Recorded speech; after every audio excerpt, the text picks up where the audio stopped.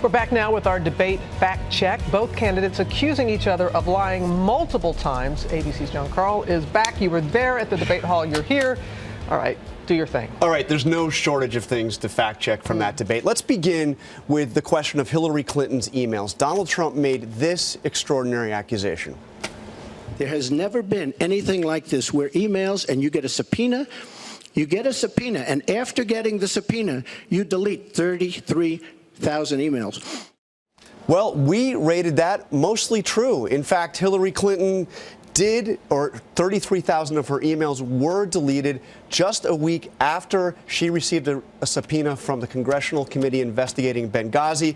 It's important to point out, though, that FBI Director James Comey said that he did not think that there was any, quote, evil intent or intent to obstruct justice, which appears to be what Donald Trump was suggesting. Then there was also the question of the Russian or alleged Russian hacking of the DNC. Here's what Donald Trump said about that. But I notice anytime anything wrong happens, they like to say the Russians. She doesn't know if it's the Russians doing the hacking. Maybe there is no hacking, but they always blame Russia. Okay, so we rated that false because the intelligence community, and Robin, this is the 16 intelligence agencies that make up the U.S. intelligence community, came out with a finding that, quote, the U.S. intelligence community is confident that the Russian government directed the recent compromises of emails. We believe, based on the scope and sensitivity of these efforts, that only Russia's senior-most officials could have authorized these activities. Concur with that. Joe, what's extraordinary about this is that presumably Donald Trump is getting these intelligence briefings every day. Absolutely. And, you know, I mean, I guess the one thing you could say is the intelligence community's been wrong in the past, but this is a finding that is without dispute from the entire U.S. intelligence community. Also something that came up, that late-night tweeting. Yeah, absolutely. So this was, of course, the case of Alicia Machado. Here's what Donald Trump denied saying. Days after the first debate, you sent out a series of tweets from 3 a.m. to 5 a.m., including one that told people to check out a sex tape. Is that the discipline of good leader? No, it wasn't check out a sex tape. It was just take a look at the person that she built up to be this wonderful Girl Scout, who was no Girl Scout. Well, now this one is point blank false. Donald Trump tweeted exactly what Anderson said.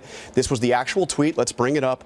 Did crooked Hillary help disgusting checkout sex tape end past Alicia Machado become a U.S. citizen?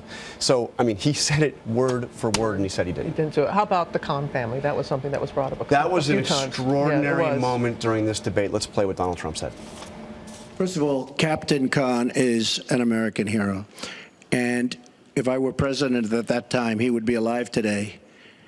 Because unlike her, who voted for the war without knowing what she was doing, I would not have had our people in Iraq. Iraq was a disaster. So he would have been alive today. Well, the Khan family did its own fact check on this, saying in a statement just after the debate ended, quote, we know that our son, Captain Humayun Khan, is an American hero. We also know that Donald Trump is not telling the truth when he says he was against the Iraq war.